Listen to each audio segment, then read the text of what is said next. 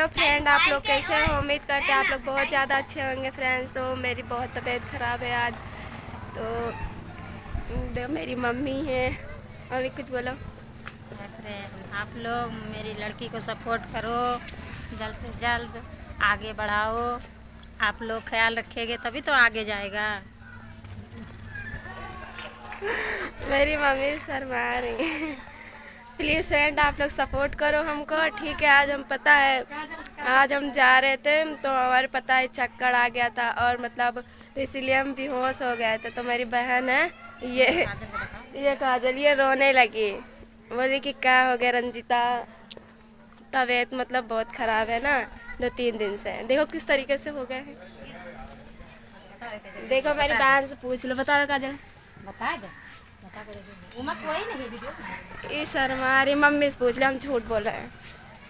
हाँ, छोटी वाली गई थी ना तो वहाँ गिर गई थी, तो हम बाद में गए तो बताने लगी कि मम्मी मुझको चक्कर आई थी, हम गिर गए थे। तो हम कहा कमजोरी वमजोरी हो गई ना, तबीयत नहीं ठीक थी, हमारी तबीयत ख़राब हो गई तो इसकी भी टेंशन में तबीयत ख़राब हो गई है, तो इसीलिए चक्कर आके गिर गए थे।